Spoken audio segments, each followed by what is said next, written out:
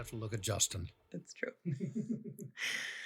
Hey guys, Liz here with Springfield Leather, and this is our Make Something podcast. This is episode 10 of our very first season. And to wrap everything up with a bow this season, we thought we would interview the great, talented,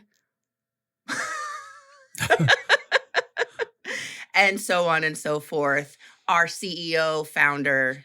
Actually, you're not our CEO. You're our founder and our president. No, I'm not the president. Is that Rusty? Am I so confused? What do titles mean here? I'm just here. You're the founder owner. That I am. You're the founder owner of Springfield Leather Company here in lovely Springfield, Missouri. Tropical Springfield, Missouri. Tropical. Today. I wouldn't quite say that. Well, it's close. As winter comes on, it's better rather than worse, I suppose. Yes. Yes. Well, Kevin, you're an interesting fella. Oh, well, thank you. That's what my wife says. And I've spent a lot of time with you. About a decade and a half at this point. And I feel like I've channeled my Kevin pretty well over the last few years. You talk a lot about how if you could just replicate yourself, life would be good. Well, it'd be better for everybody. It'd be better for everybody if there were multiple Kevins. Well, and multiple Kevins here. I feel like I've done a pretty good job of replicating Kevin. I can make a bundle, you know. You're digging a hole for yourself. I'm capable of that. But this is Springfield Leather. Let's see, last year was our 25th anniversary. Wow. Which is amazing. Is wild. And you were with Tandy for about the same amount of time. That's true. As now you have. Now I'm feeling old. You're welcome. But so for maybe people that haven't spent a lot of time on our YouTube channel, interacting with you on a irregular basis, as often as I can pull you into that room. You are choosing your words very carefully today. I'm really trying. Tell our listeners how Kevin Hopkins came to be the founder and owner of Springfield Leather Company. I think most people know the story. I mean, it's been an interesting trip for sure.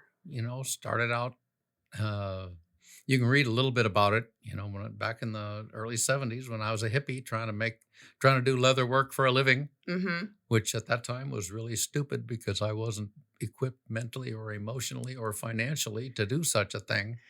Now, were you the era of person that had like shop class in high school where you did a little bit of leather work? My shop class in high school, as far as leather work was concerned, consisted of being handed a Tandy kit and a plastic template, and that was it. Okay. And the shop teacher didn't know how to do leather work. He gave it to me, and I did it. I don't even remember what I ended up with, but I'm sure it wasn't very good. So did that inspire you at all, or was that just a section of life? That was none whatsoever. None whatsoever. No. All right. No, the thing that inspired me, well, I guess inspired. I don't even know if that's the right term, but after getting to a point when I got out of the military and was trying to play music to support myself in addition to doing leather, it was just it was a crazy thing. Making a guitar strap was what did it, because I made that for me. And then the guy that played rhythm guitar in our band wanted one. So I made one for him, and we showed him to the owner of a music store that we dealt with regularly, and he wanted to buy some. That motivated me. And so I made guitar straps for him. He paid us money for them. What? Yeah, no kidding.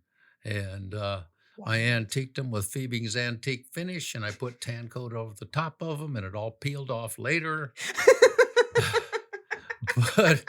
But anyway, that started it. And my dad had a restaurant in town. I lived over the top of it, and it was a set of apartment buildings up there, rooms, I guess you would call them. Mm-hmm. And I could make handbags and belts and things, and I could hang them up in his restaurant, and people bought them.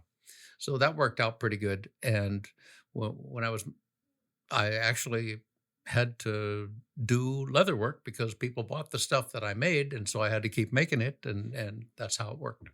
Well, that sounds like a pretty good gig. Well, yeah, it Um, was until yeah, life was challenging at that particular point because it still you can do leather work and not make money, and that's pretty much what I did. for sure. Was You can just recycle your money. Yeah, and so I got to the point where I had enough money.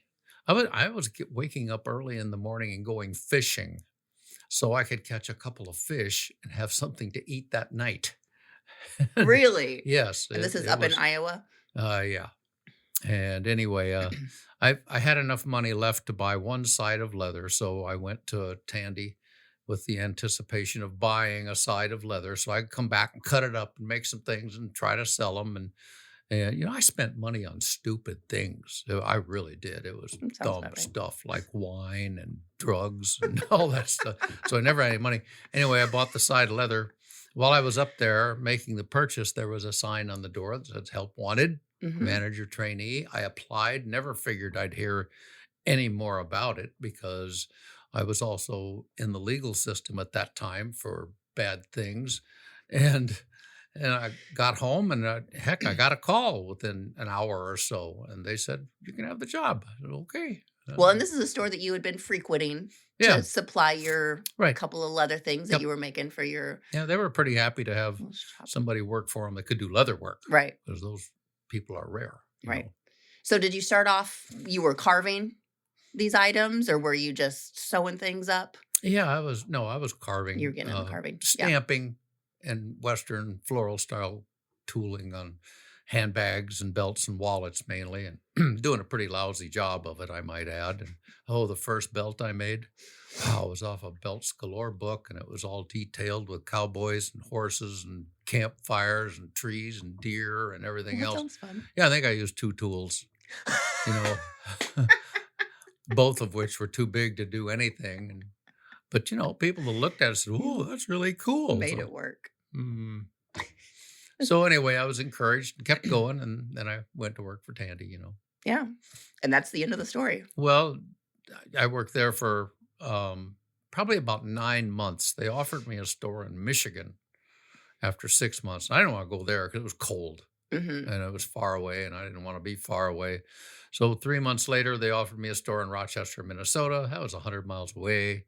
And that was okay. So I took that and spent a couple of years there. And then I went to North Dakota, ran the Fargo store up there for 5 years. And That's cold.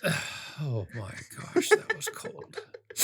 And I don't think it's as bad up there anymore. But anyway, it was really ungood. And the last year I was there, I'd had enough because the temperature was getting down to 25, 30 below at night. Whew. And that just makes everything stop. Did you go ice fishing though? Yeah, I liked ice fishing. Yeah. That was really cool. Built my own ice house. Did you? Yeah, built it right in the living room of my house. That was How'd you get it out? a piece at a time. We So you built it and then you disassemble it yeah, to leave. and then took it out in the lake, drilled the holes, and fishing was great. That's the one thing I liked about Fargo, Mhm. except there was a time when the ice house fell through the ice, and that was not all Were that you happy. in the ice house? Oh, of course not. But we put it out a little early, me and a friend. We both Mm. had ice houses, and we decided if we didn't drive on the lake, it would be okay. We just pull them because we had them on skis or runners, and the Mhm. ice is smooth. You can pull them without too much problem. We pulled them quite a ways out there, set them up. I think it was like right around Thanksgiving, which 'Kay. is pretty early to be Mhm. putting ice houses out. And we stuck them out there and fished a little bit. And then we came back home and we didn't get to go out for another week. And during that week, the temperature got up pretty darn warm, like to 50, and the Oh. wind blew. And when the wind blows and it's warm on the lake, uh, it blew all the snow that we had packed around the foundation of the ice house out from under that. Then it started swirling the water around in the ice holes that we'd drilled to fish. So anyway, we thought we'd go out and check, and we went out one evening and we're walking out in the ice, and waiting to see the outline of our fish houses, you There's know, no houses. and it's not there. And we're thinking, whoa, where did they go? I wonder if somebody stole them, or maybe the wind blew them across the lake, because that's a possibility, you Uh-huh. know. We got there and here's this big hole, and they're just sitting there floating in the hole. You were able to fish him back out? Well, we had ropes attached to them because, we had to pull them out there with Mhm. something. And so we were able to get a hold of the ropes. And my friend, Kenny Chellen, he was a big old boy and strong as an ox. And between the two of us, we kind of got the ice house the up to the edge of the hole, and we could pull it up, and we could lift it about 4 inches. Well, Mm. that drained 4 inches of water, and then we could lift another four Mhm. inches and another. Yeah. Oh gosh, we were sweating and working, but we got them out, and we got it out and pulled it up, and you'd have thought we'd have been smart enough to just be done, but we moved those ice houses over and drilled some more holes and tried to fish, and boy, was that cold. Ooh. You're probably all wet at that point. Well, no, we weren't wet. We were on dry ice, but Yeah. it was. What's that got to do with leather work? I don't know. I just enjoy a good story. So you went to work for Tandy. They Yeah. sent you around. You Well, you were after doing 5 years in Dakota, yeah. I told them that's enough. So I want to go someplace Like warm. somebody else could come up here. So they sent me down here, and that was an adventure too, because there was a guy here. The Springfield, Missouri store was like the fourth largest in the country. Really? Yeah, maybe at any rate, it was in the top 10. Interesting. So the guy here was going to quit. The manager was going to quit, and supposedly he was going out to start a coffee business. Oh, So I said, I want the store. And I had taken the Fargo store to become the largest store in the region at okay. that time. So it had to be, for me to move, it had to be an Right. up move, and Springfield was. And finally, after several months, they said, okay, you can go. So I went, came here, and I walked into the store. Of course, nobody knew me. There was two girls running the store. They'd both been employed for 1 month. Yeah, that's what he left Wow. with. He employed, and they didn't know anything. I introduced myself, and they said, Kevin, did you know that so and so that used to run this place? I think he started another leather store over across town. I said, really? I didn't know that. And yeah, I think he started a leather factory store. I said, well, how about that? So I hiked my little self into my car and I drove over to the corner of Fremont and s- uh, Battlefield. Okay. And there was this store, and it was a leather factory franchise store. Mhm. And he was in there, and it was stocked up. And he had taken all the accounts from Tandy Leather here in Springfield and switched them over to his store. And he tried to get us all the business that he could. And wow, that was quite a mental blow. I was gonna say that was a rough start for you. I called my regional manager and I said, "Did you know this?" And he said, "No, you kidding me?" So he got off his rear and he sent this guy a nice bouquet of dead flowers. That's what he did. And I, I walked into that store and they didn't know me either. Mm-hmm. But the upshot of it was, Tandy told me, "Look, we want you to do the best you can, and you can have a few extra privileges along the way that will help you get things back to where they were." So I worked hard. Within a year and a half, he had moved out of that store into on South Stewart Street, which is behind the Empire Bank in Springfield at the corner of Sunshine and Glenstone. Okay. And after 6 more months, he moved to the back of a store that was on South Stewart. And it Mm. was a little bigger than this room, not very big. Within 2 years, the leather factory said, "Look, this is not working. How about if you just come to work for us and we'll put in a store over on Kearney Street?" They did that. He worked for them for a while, and we were happily competing away, for a while until he finally decided this wasn't worth it. Yeah. I was intensely competitive at that time. N At that time? I know it's hard to believe, but I've got a streak in me that I have to really seriously work on. Good gracious. So let's see here. So you came here and then you had so at that point, for people that are familiar with Springfield Leather now, we are about half of the shopping center here Yeah. on Glenstone. But when you first came here, it was just one Yeah, it was segment. like a 20-foot wide Yeah. thing and And this is the mid 90s, early 90s when or is it let's see, it 80s would when have you been came down? well when I took it over, it was like in 1999. Right, when you Well, when created I Springfield came here, it Leather. was in 1983. 1983. Yeah. Okay, so that's when you came So to Springfield. yeah. Anyway, it was interesting and I think when that place on Kearney finally decided to relocate, they moved to another location and in the meantime we had just kept going and going and going and going and our business was going up and up and up until finally it got to the point where Tandy made an announcement one day and said, we're going to close the store chain. Yeah. And I thought, my goodness, why in the world would you do that? But they were bent on it, so they did, and I knew everybody in corporate, so I just called the president and said, "Hey, why don't well, could you sell this to me? Is there a way to do that?" And they said, "Yes, there is." And we jumped through all the hoops, of which there were many, Yeah. and ended up with a piece of paper that said it was mine. Well, so, Tandy, obviously they kind of went downhill. They weren't doing good. They decided to go file for bankruptcy. But you here in Springfield, you were doing quite well. Mm. So let's talk a little bit about like how did you accomplish that? I know that I can't really take any credit for it, Liz, because it was just dead simple.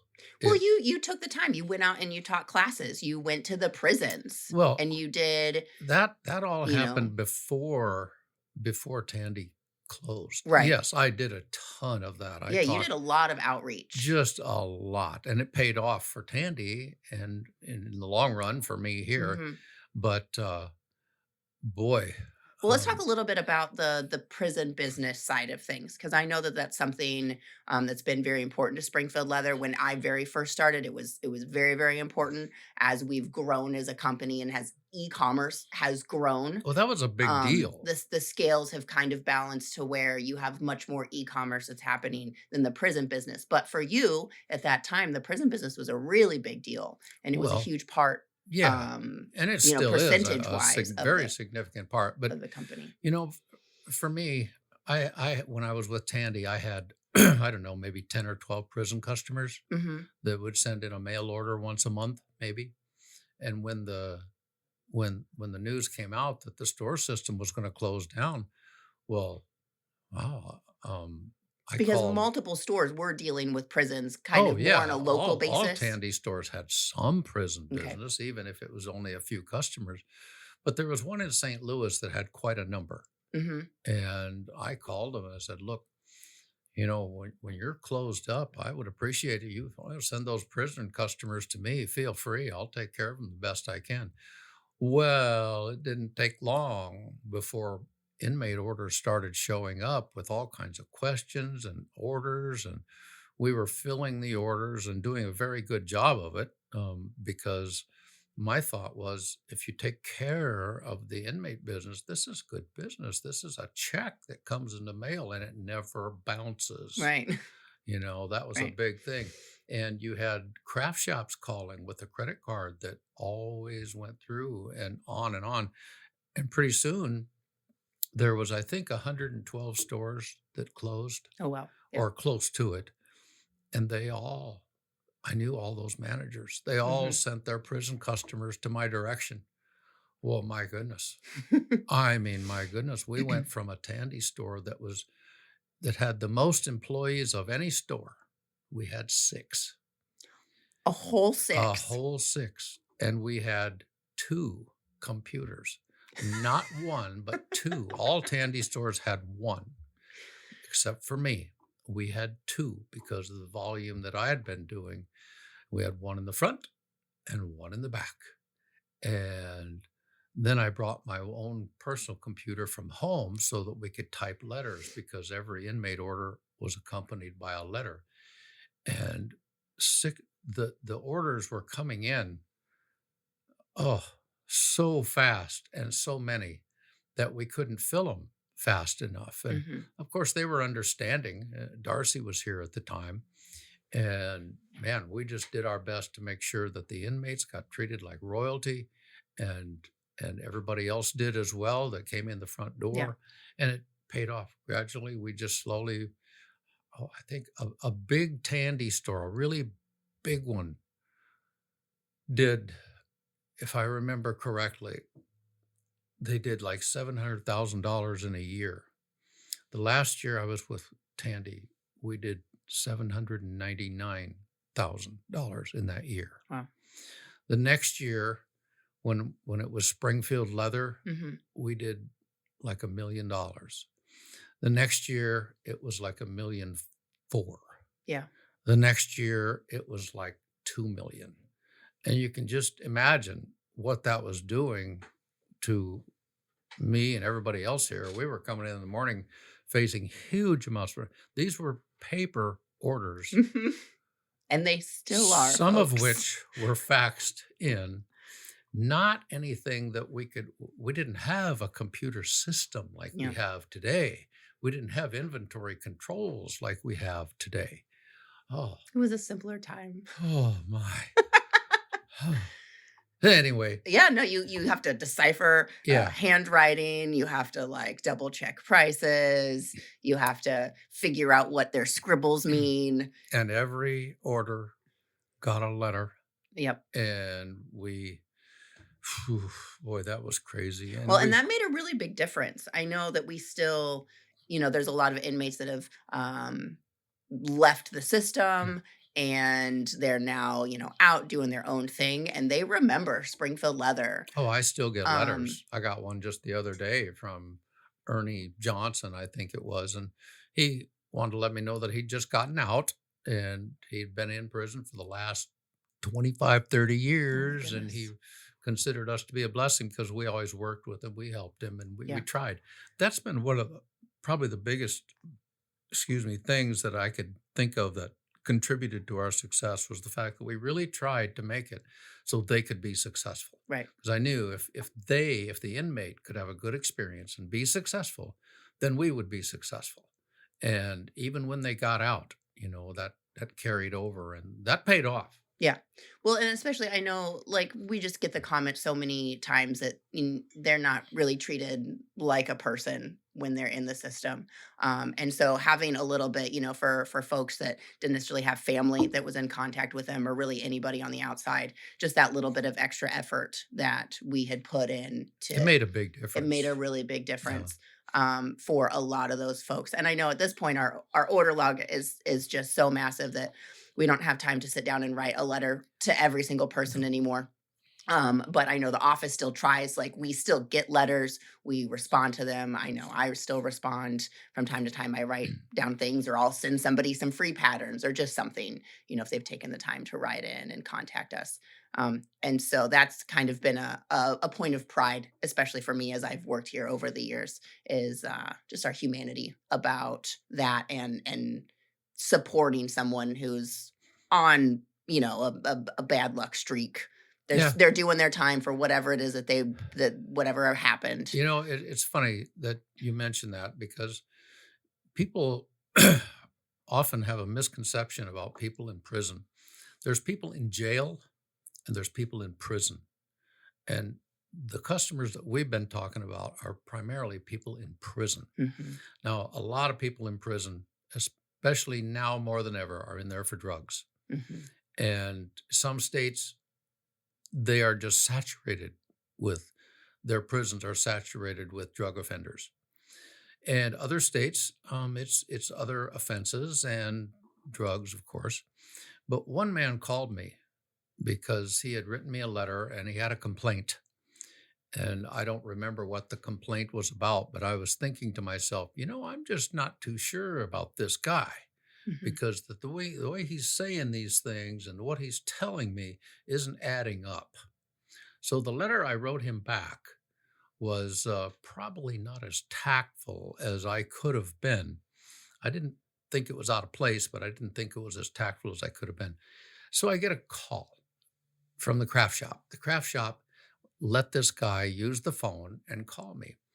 And, we had a nice conversation Yeah. and we were able to iron out the problem. And I was able to understand, he could understand where we were coming from. And he mentioned in the conversation, he says, Kevin, there's a lot of people in prison here, and some of them are really bad guys, and some of them are just, they're on their bump in the road, and they're going to get out and go on down the road. He said, but I'm never going to get out of here.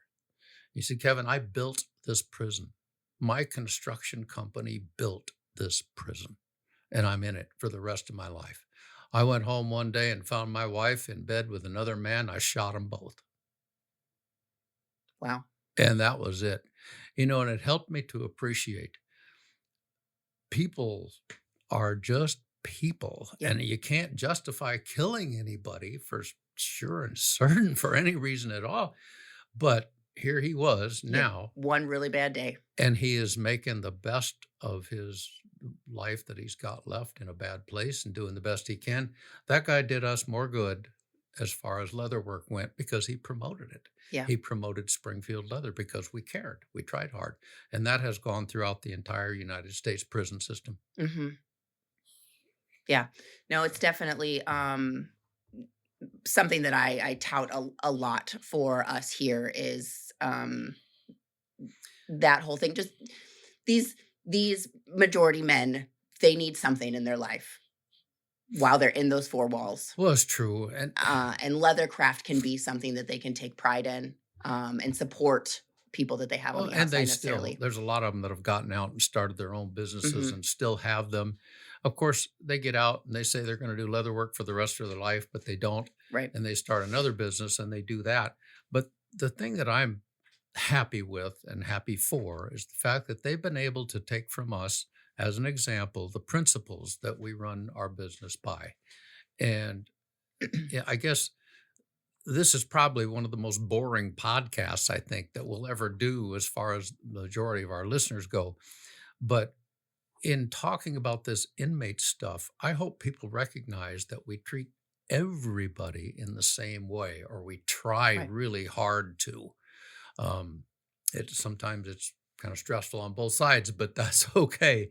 And that's what I want to make sure we convey is Right. that we're trying hard to do things the right way and to make things possible for the success of the customer. Right. That's what I want. Right. Well, and leather as a natural material, That has its own set of it problems. comes with, oh, just a whole lot of it takes a lot of communication It really does. to get. So I don't know, maybe. Communication with people that have a level of ignorance about leather, Right. and that's just unavoidable. Right. I think so. When I first started here 14 years ago, we were from the bead wall.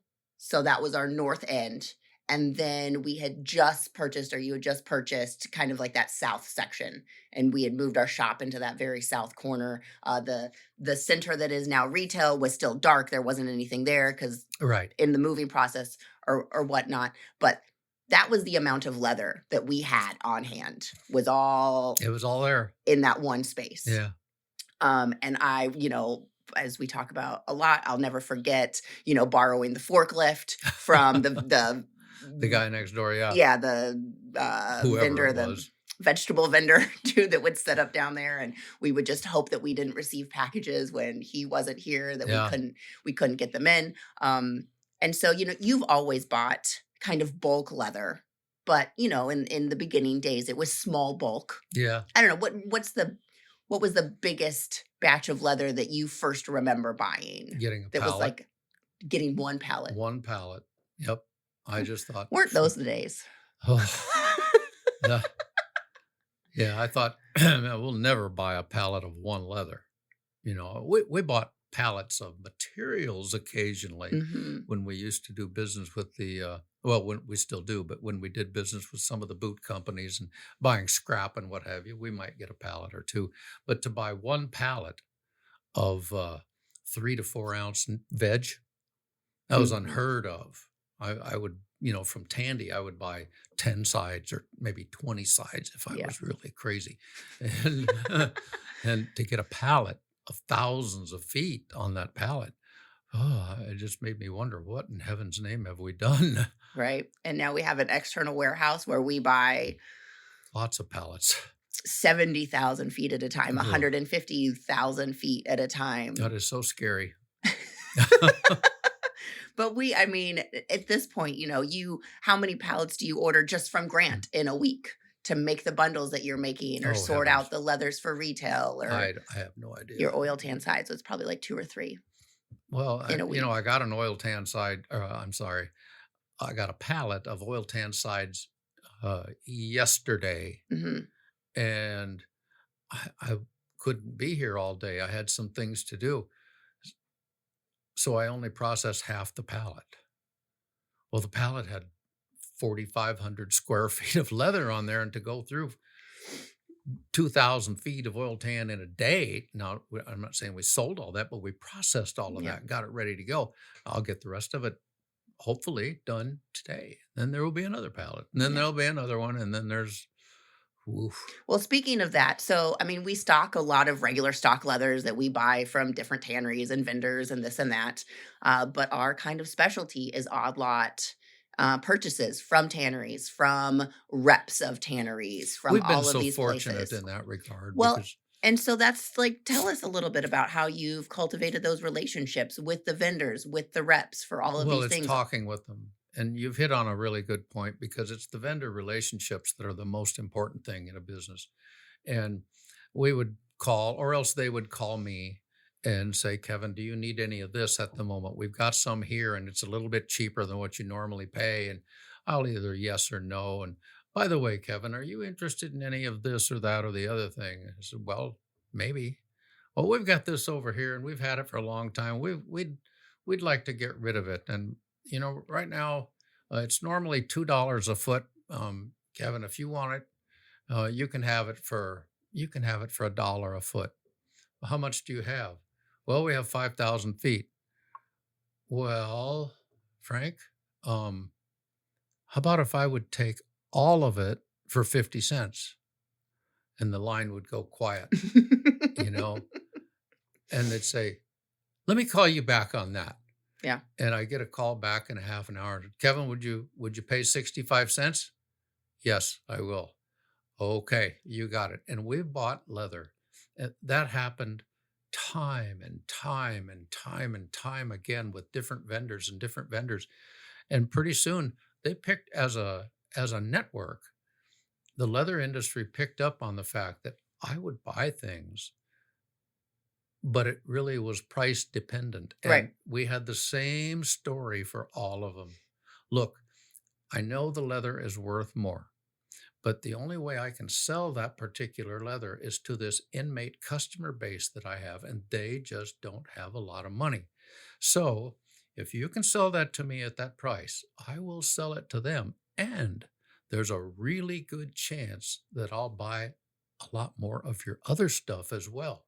I don't care if the leather is all mixed up in different stuff, and you shouldn't either. Because if I get into that palette and I find a really great piece of stuff that I like a lot, I'm going to send it to you and say, hey, would you guys, could you make like Yeah. 2,000 feet of this leather for me? And I'll pay the regular price. It was a win win for us, for the inmates, and for the tanneries. Yeah. Well, and you started doing that even before you were Springfield Leather. Like Tandy Sure. gave you Yeah. more leeway than they would give most managers We bought leather to do from that.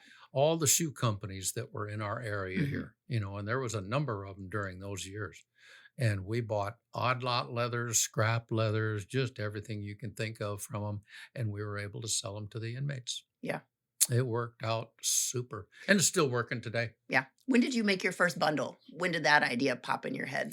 That was, I really cannot take credit for that. That was probably, I'm going to say, in the year 2000. Okay. A So man one named, year after Springfield Leather yeah, became what might have a been thing. 2001. I don't know. But a man worked here. His name was Ed Martin. Yeah. And he said, Kevin, I think you could sell a bundle of leather. I said, well, okay. Like what kind of leather? So I don't know, just make it a bundle of leather. So I got to thinking about that and I thought, maybe a bundle of leather isn't such a bad idea. Mhm. And I know what leather work is. I know what leather workers use and what they can use and what they probably don't want to use. And I know what color they want. So I put together a bundle. I think there was 35 square feet of leather in it, and it was all the stuff that a prisoner would want. A little Okay. bit of lining leather, a little bit of leather to make a handbag, a little bit to make a wallet, some of the other stuff. And by gosh, that thing sold pretty well. So we said, well, why don't we make a bigger bundle? And why don't we make another bundle of this or that? And why don't we make a bundle? And let's just make a bundle that has some exotic stuff. Oh my, Yeah. it just went, Well, as you and as know. you started making those bigger and bigger kind of odd lot purchases from the different tanneries and different places, we had more leather that needed to be managed. Oh, and the leathers they were able to get in those bundles was incredible. Yeah. It was just so good. Yeah, but you were making those kind of deals, you were making those like pennies on the dollar Yeah, compared to buying leather exactly. straight up regular stock, drum loads. And then you would have these kind of miscellaneous pallets sitting around and it's like, okay, well, how do we move more than just one piece of leather at a time? Especially that's pre-internet days. Well, we've always tried to work on a volume basis. Right. And I mean, I never had a lot of customers that would buy 5,000 feet of leather, but there was a lot of customers that would buy 5 sides or 10 sides or this or that, the other thing. And what I wanted was the overall volume to be such that it would support making all these kinds of purchases. Hmm. And that's what we accumulated was basically the ability to buy large quantities. And as you mentioned, we ended up with sometimes quantities. Oh gosh, I think from a guy in California, we ended up with 125,000 feet of leather that was, I, I want to say it was 35 cents a foot. And it was just wonderful leather. Yeah. And he had made that deal with us in mind. He even flew us out there to look at it. Uh, Man, and that wasn't the only deal. We did quite a Let's say few. I remember that New York deal. Oh my gosh. Oh, I think that's when we bought the coffee shop that you're in now because we needed a place to put I'd it. have a place to put all that leather. Yeah, you're right. We were like, "Oh, we're gonna get like it was a whole I think it was a whole container load." It was a lot. It was a lot that you had come in, and we were like, "We literally don't have anywhere to put this." Yeah. Yeah, I was worried about my garage, but like it wouldn't Oh, have held it either. well, that was a whole era of Springfield Leather as well as when we had the offsite storage units down in Yeah, Ozark, that was terrible. driving back and forth, and I've heard that there was like a trailer mishap that spilled over, and then you were picking up Harley stuff Davidson parts. Yeah. off the side of the road. Yep. That was that was part of the initial purchase. That's that's boring, you know. Well, so one thing I want to mention is that um you're a businessman leather crafter. I try to be. You are very much like leather craft to make money. Like this is a method for somebody to support themselves. Yeah, that's what I want it to be. I'm not That's what you want it concerned to about be. not so much for me. I mean, I want to make a living, Right. but yes, I want other people to make money with leather work. Right. Like that's how you got into leather work. Right. You started with your guitar straps. You're like, okay, I can sell these. And then you actually needed a full-time job because those probably weren't selling enough to pay the Yep. bills. Um, but so I know I just in my experience here, leather can be art. It can be all of these things. It can be a hobby. It can have all these benefits to Yeah. like a person, but you are like, I can help you make money. Well, yes, I do believe that. And when I taught in schools, I always tried very, very hard to emphasize the fact that there's two reasons to do leather work. Hmm. One is for fun, one is for money. And if you want to do leather work for fun, that is great because I did a certain amount of that too. I like leather work. The other one, doing it for money, it's different. Yeah. and you have to treat it differently. And I would get the kids, I would ask them questions, what are some of the things you have to be careful of when you're doing leather work for money? And surprisingly, the kids are not stupid. They figure it out. You got to be careful of your time. Mhm. Yeah, and you do. And you got to be careful of how much things cost. When you're doing leather work for fun, those things aren't quite as critical. Right. So, You can spend your couple of yeah. extra bucks, get what you want, but, you're not Yep. trying to juggle your budget Yeah. with your hobby. So how did that I mean, I know even in those beginning years of either Tandy and then like the beginning of Springfield Leather, you did leathercraft on your own for money in Yes. conjunction with working at Right. Tandy and Springfield Leather. Well, I had to. Tandy didn't pay enough to Yeah. get by. That was just a fact. And So so, how did you build some of those relationships? Because I know you worked for, Silver Dollar City and you had big accounts.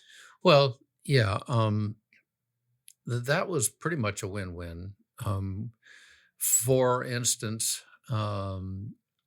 there was a time when Tandy sold bandanas Mhm. and beads, and they sold lots and lots and lots of conchos and lots of leather lace and lots of leather to make leather lace from. And so some of our customers, like Silver Dollar City was a pretty good example. They did not want to fool around with bandanas and beads. They Yeah. didn't have any inkling to do that at all. They did not want to fool around with taking a little silver concho and putting a piece of suede lace through it and hanging some beads on there and a key ring. They did not want to do that. Mhm. So everybody else and their brother did, though. They wanted to do that. And this store was selling 500 bandanas a week, Oh my goodness. just to individuals walking in selling. So we made up a few bandanas that had fringe and beads on them, and took Mhm. them down to Silver Dollar City and did the same with the concho key rings. And they didn't want them. They thought, no, they were just too not them. And I gave them 100 key rings. And it wasn't 2 days later, they called and wanted 100 more. And so I was at home, my kids were putting these things together. I paid Molly and Lindsay a little bit of money to put these beads on strings and conchos and key rings on the string, and we would sell them to Silver Dollar City. Yeah. And the other things as well, the bandanas, we would take the bandanas, cut the fringe, stick the beads on them, and take them and sell them. Well, it didn't take Silver Dollar City long to figure out that they could do that too. And now all of a sudden they wanted to because they could make a lot of money at that. And, there were other things that we could do. We made, most people know of a little company here in Springfield, Missouri called Kraft Foods. Just a tiny company. Yeah, Yeah. All your mac and cheese you could ever right. want. They have, they carry a knife in a certain department. It's a little white plastic handled knife Mhm. that they use for whatever. And they came to Tandy to see if Tandy wouldn't make them. Well, Tandy's not going to make anything like that, but I could Right. because I had a clicker press in my Your garage. garage, and I was able to sew leather. Look at me here not turning my phone off. I thought I did. I was able to sew leather, and so they gave me one of their knives, gave me an old case that they'd used, and I came up with a case, and I took it home, took the leather home, and got a die made for it, clicked it out, soaked the leather, wrapped it around the knife, put a couple of rivets in, sewed it up, and made them 100 at a time. Yeah. And so that was a win-win because I bought the leather from Tandy, bought the rivets from Tandy, took it home, made it. So it all worked out. Bumping up my sales on this side, getting some sales on Yeah. this side. There was a number of things like that worked pretty well. Yeah. Yeah. Well, and I think that that's, as somebody is I starting to told Tandy I did that too. Sure. Well, and even here at Springfield Leather, we can't make everything that everybody comes in and No. wants or repair everything that people come in and, they see that you're a leather shop. And so they bring in the random purse that they have where some strap is broken. And we kind of do the little trickle down effect where we're like, hey, people in the shop, or if you do leathercraft at home, we'll put you on some sort of a list and you can come talk to this person. That is such a two-edged sword. It is very much so. With me, it wasn't so bad because I could control what I did. Right. But when we have people at our store that start to do those things, you lose control. Yeah. And I've had some pretty bad experiences. It can go. Right. Yeah. But it is a balancing act of how much are you willing to serve the community with those kind of little needs, Yes. versus how much, does it affect Yeah. your productivity as a company, helping people, filling orders. And how it affects your reputation. Right. Right. Yeah. Sometimes you gotta be careful. Well, and so, you've got this leather thing moving and grooving. And then one of those girls decides that she wanted to have some beads. Oh, yeah, Molly, my daughter. Hmm. That turned out to be a pretty interesting thing. Um, are we? You're good. We're still good. Hmm. Anyway, it turned out to be a very interesting thing because Molly likes anything that sparkles. It Uh-huh. doesn't matter what it is. It can be just something shiny in the dirt, and she's happy with that. So Tandy had been implementing beads in the last 2 years of their existence because they had discovered that the whole world liked beads. We do. Yeah. Yeah, and we had quite a few, and we were buying beads from them. When Tandy was gone, then we discovered we could buy all the beads we wanted. And we ended up buying a whole slather of them from Tandy during the time when they were trying to dump inventory. I think we still have them. We may. We bought a bunch of those beads. And I also knew where they bought those beads. Hmm. So we were able to contact that vendor and buy from him. Turns out that he had a whole bunch of beads that he was stuck with because Tandy wasn't going to buy them. And they were all packaged. So anyway, we could buy beads that way. But then it turns out somebody told us, well, you guys should go to Tucson, the bead and gem show there. And we did that. Oh, my goodness. You talk about beads. Whole new world. Whole new world. We bought stone beads and glass beads and just all kinds of beads. And not only was it beads, there was a lot of really cool rocks there. Uh-huh. And I was really into rocks. Well, I always have been all my life. Rocks and leather, that was it. And the second trip we went on, I got to thinking, we have some money right now, and I think I can sell these rocks. I think people will buy rocks. So we bought rocks, and people bought rocks. So it worked out pretty good. And we ended up in our expansion as we moved the store along the shopping center and accumulated more space. We had walls of beads and shelves and tables of rocks. And boy, oh boy, that was fun. It has been fun. It's kind of, I think the trope is, the cowboy's got to come in and he's going to pick up his hardware to make his chaps or whatever, saddle or whatever he's making.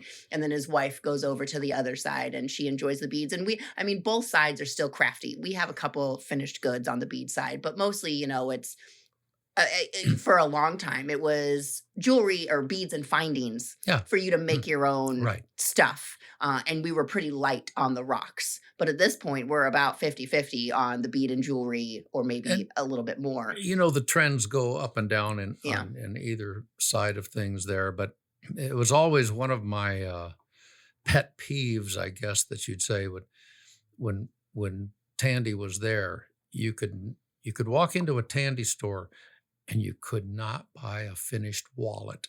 You could not buy a handbag. You could not buy a finished belt. Mm-hmm. They ran a few programs now and then where they tried some stores with belts and wallets and things. The test stores always did good, but there was always the vast majority of the managers at Tandy, they didn't measure up to selling things like that. Yeah. And so my thought was, if you can't walk into a leather store and buy a wallet, something's wrong. So we got wallets, mm-hmm. and we bought handbags, and we made belts, finished ones for the customer that came in. I need a good belt. Well, I got this blank over here. You can make your own. No, no, I don't want that. Yeah. Well, so is that where the shop started? Is you wanted to make belts? It really helped. Yes, the Mhm. shop started basically with clicker press, making shapes Okay. because we sold a zillion shapes and still do. And because of making shapes, then you can make other things. And you Yeah, got to how did that so you wanted to sell shapes, but Tandy probably only had maybe like a couple versions, or you could buy like a key fob kit or something. Well, So, Tandy had a lot of shapes because they had a big factory okay, and they were clicking out parts for this and that kits and and the parts. other thing. And they Yeah, made things for companies other than Tandy, other than Tandy Leather, I should say. They right. made finished merchandise to So I some guess after degree. you got Springfield Leather, then you had to implement your own Yeah, and it was really that easy, part. having a couple of clicker presses. And the dyes were not that expensive because once Mhm. you get them made, I mean, you got them forever, and you can just use them. So we started clicking all kinds of stuff, and as we did, we discovered that boy, it didn't take any effort to sell a finished belt, Mhm. especially a black one or a brown one. Didn't take any effort to sell a wallet, um, and you could buy those things relatively inexpensively, and people would pay money for them.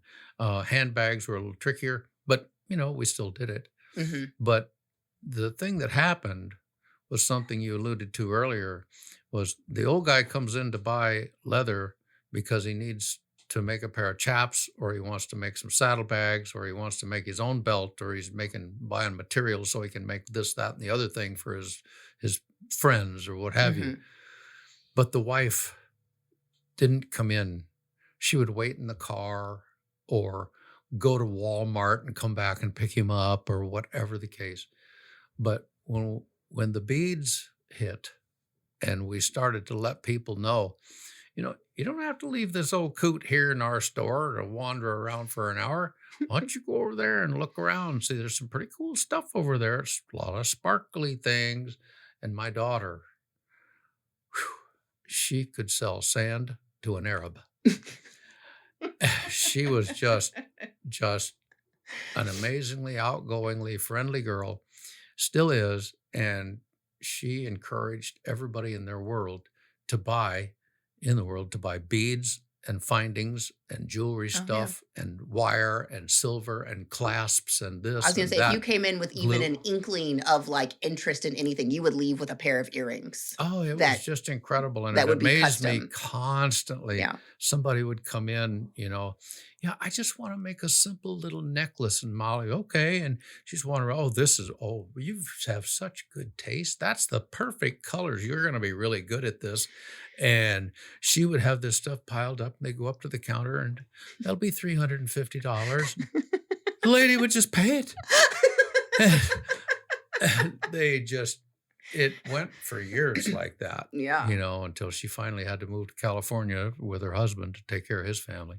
But anyway, the beads, the leather, everything now has combined. The rocks are there.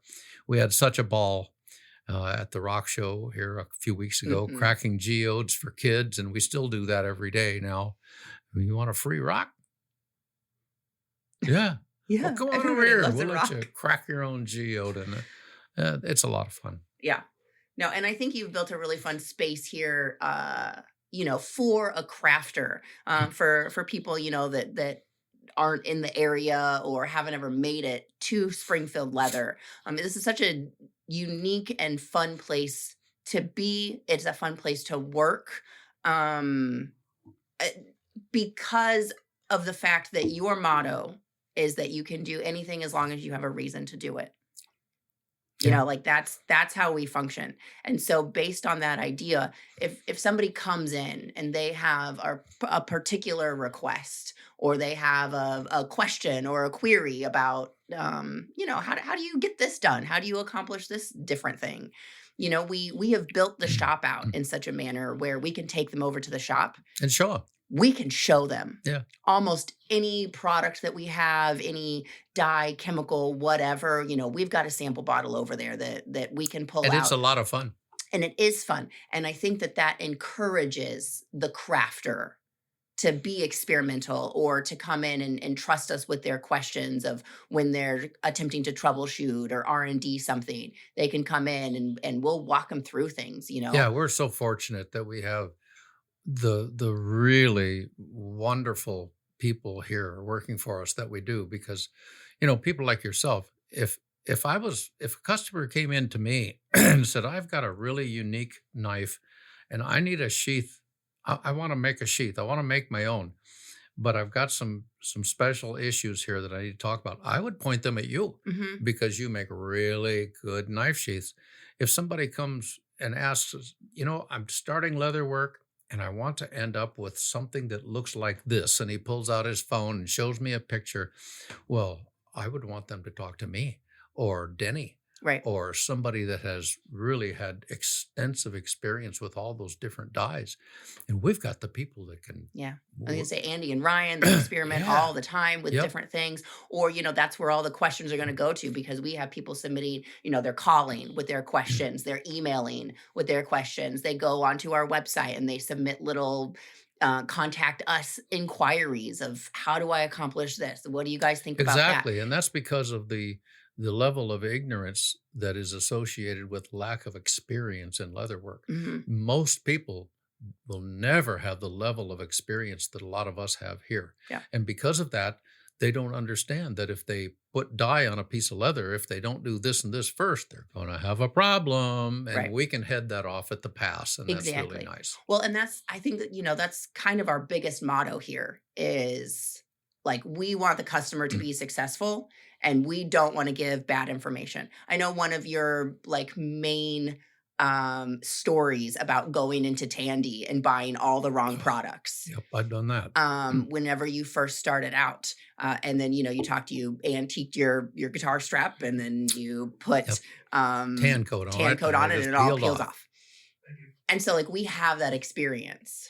And between the 60 of us that work here, we've probably at some point Done something stupid. done something that's going to help that customer. Yeah. And so we've created the atmosphere where we are encouraging our customers to come and talk to us before they do things Yes. so that we can head them off at the pass and be like, whether you're a novice leather crafter and you're just getting into it, or maybe you're super experienced and you've got some weird wild request from a customer that you haven't ventured into that segment of leather work before. We try to have somebody here that either has or can try to figure it out with you. Well, and plus we get the benefit of all these super experienced leather crafters. Hmm. So we accumulate knowledge daily. Absolutely. Yeah, they come in, they tell us about their projects. They tell us about what they're working on or how Right. they've done things, which I think is just one of the coolest things. Like that Springfield Leather is we are your customer service hub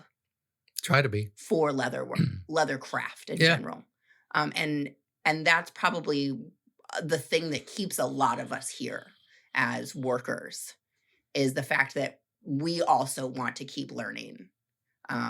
We love leather.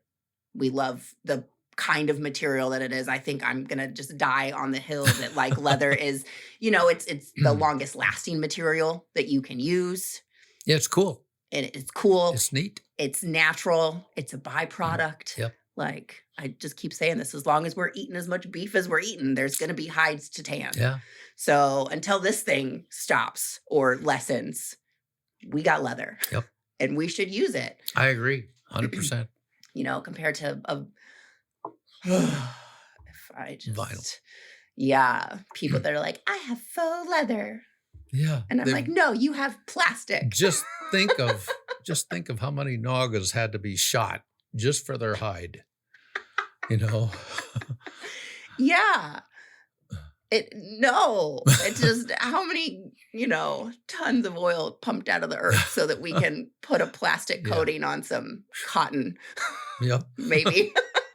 Uh, But I just, leather is such a unique material. What you can do with it is really unique. The carving it and all of that. And you're a fantastic carver. well, thank you. I would consider myself that, but thank you.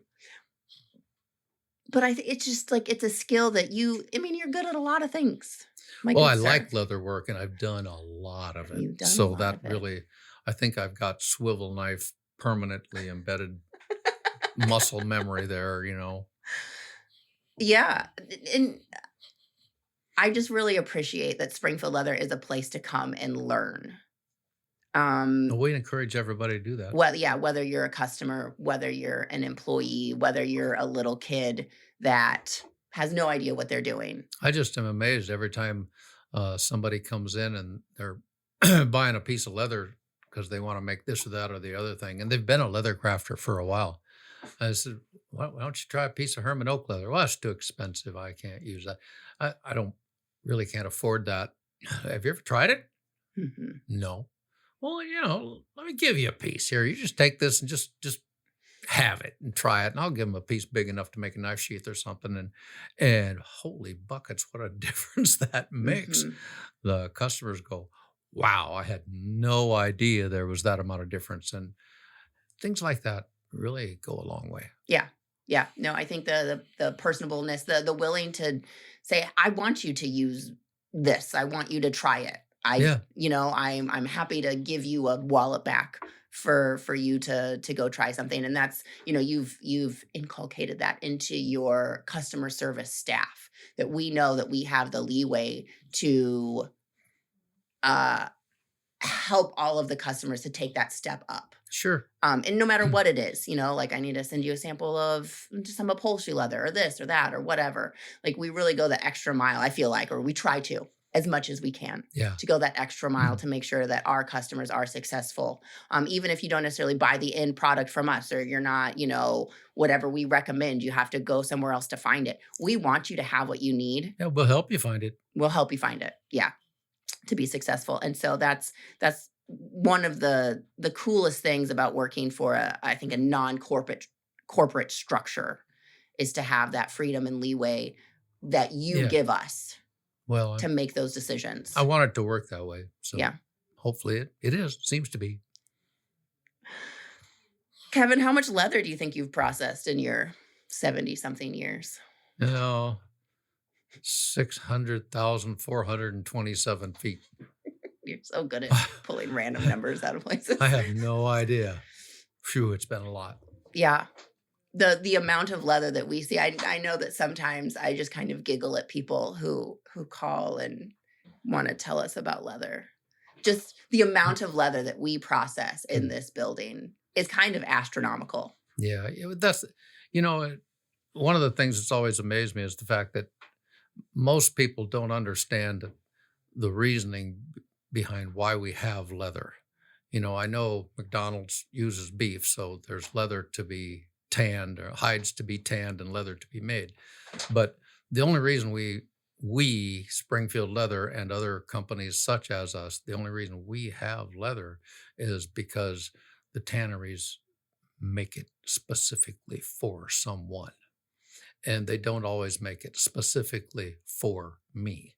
Right. They work on volume, and they make hundreds of thousands of square feet at a time. Can be hundreds of thousands of feet for one customer. It can be 10,000 feet for one customer. It can be 5,000 feet for one. It can be 200,000, and on and on and on and on. And all those customers, they don't use every bit of it. Right.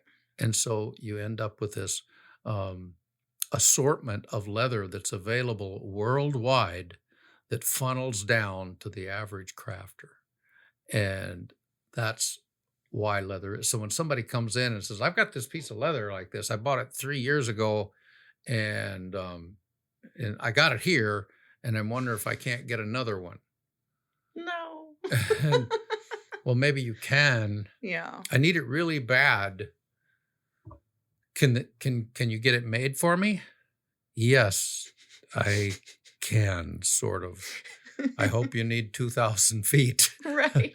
And so that's something that has to be taken into consideration here. Yeah, because tanneries, I mean, they're tanning for industry. Yes. There's a couple little small, like SB Foot does small batch things. Yeah, and so there's a number of tanneries that we deal with. Yeah. And they will make us 300, 500, As a maybe sample batch, 1,000 right. feet. Yeah. Yep. But They really only want to do that once yeah. to get the formulas right. No, the leather, the leather world is really interesting. And you've seen a lot of it. in your time? I know you were fortunate enough to go down to Lyon Mhm. and to see that whole town is pretty much leather. It's amazing. What's kind of one of your most interesting memories that you have from that trip down there? The shoe industry. Yeah. I've never seen anything like that. The shoe and boot industry. I was trying to think of anything that you could compare it to. I mean, the people in LA could probably relate to it because they have a garment district in LA.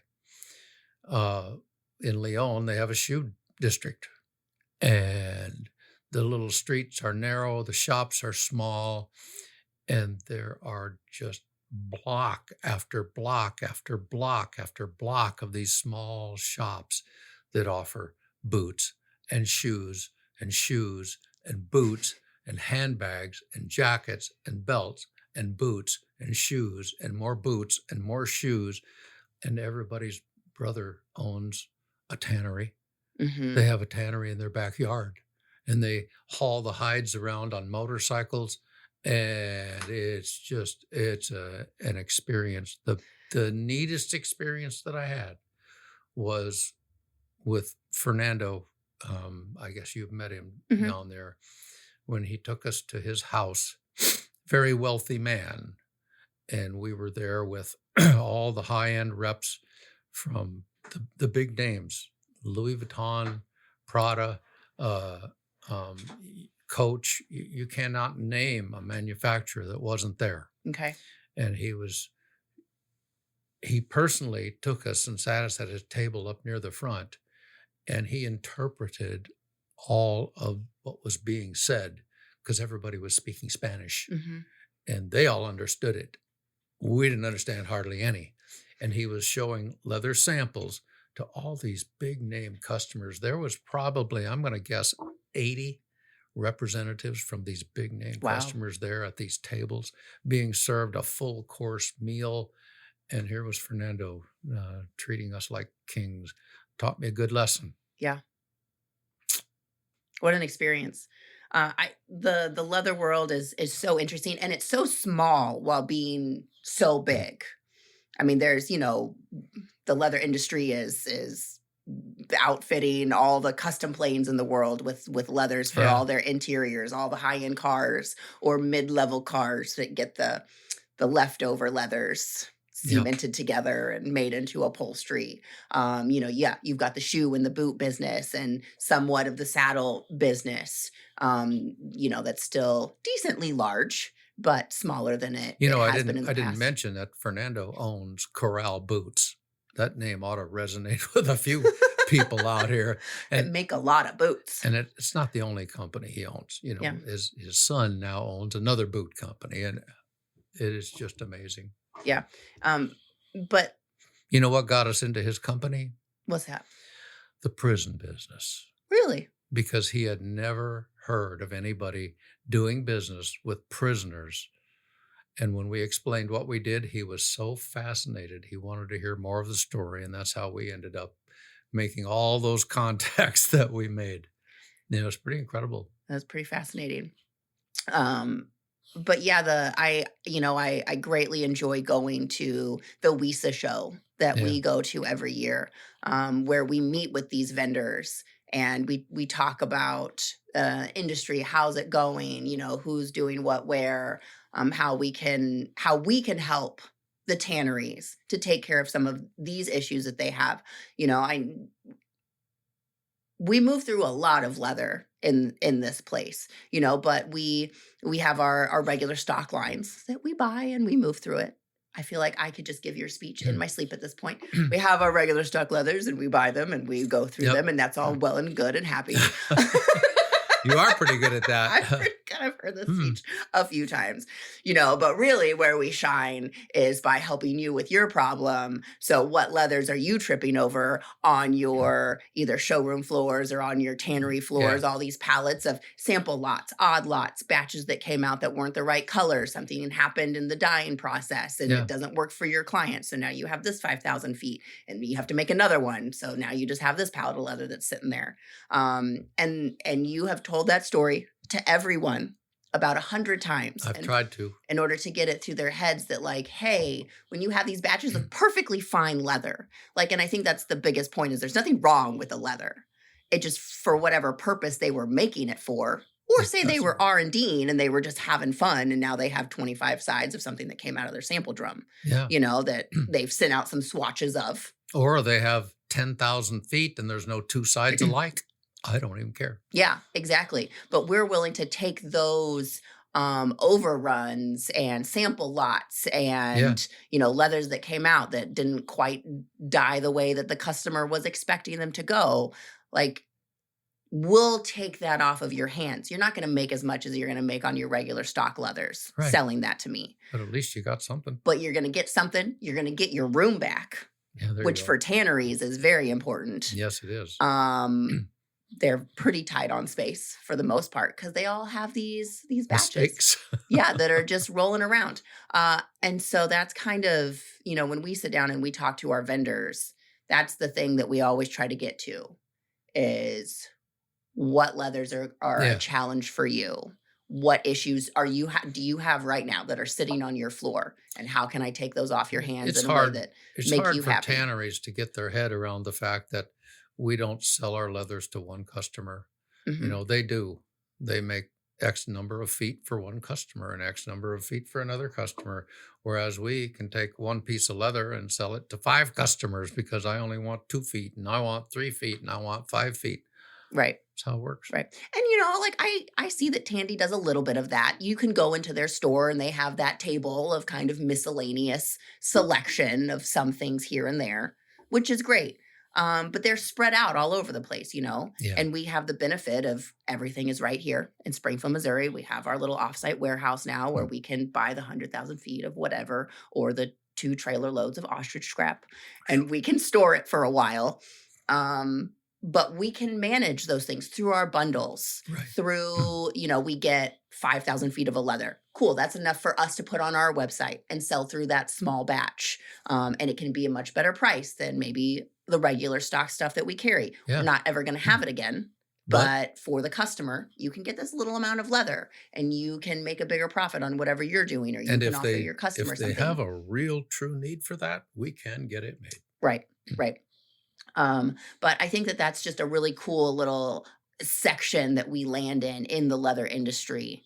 And it helps because we have you that can sort leather. We have a certain amount of people here that's capable of looking at all of these hundreds of thousands of feet that we get in, and Hope so. processing. Yeah. Boy. Kevin keeps reminding us that he won't be here forever to sort leather. But that is, that's a really big part of our business, and it always has been. It has. You're right. Is it takes a lot of manpower for us to. I mean, somebody's going to call and they're going to be like, "Do you have this specific thing?" And it's like, well, probably. Give me a few weeks as we hunt it down. Yeah. But Well, and I've got a fair memory. I sort of. I mean, sometimes I can walk into a room and not remember why I did that. But when I see something, if I see a rock or if I see a piece of leather, there's something in my head that it sticks to yeah, and I remember it. And the more I think about it, the more I'll remember where it is. It just takes a little while. yeah. So that's kind of a nice thing. I'm happy I have that. No, that definitely helps when you're literally swimming in leather. Yep. Well, Kevin, what has been one of your favorite things about being in the leather industry over the years? Oh, the people. Yeah. The people are really amazing. Um, I get the sense that the leather world is unique in that the culture is different than most other business cultures. And I really like that. Yeah. Very down to earth. That's me. I am very down to earth. And most people would tell you that. Yeah. And I like that about it. Most people are upfront. I mean, you've always got exceptions to the rule, but for the most part, it's the people. Yeah, I agree. And that's why we're doing this, getting to sit down and talk to the people in our area or our vendors. Yeah. Um, because it is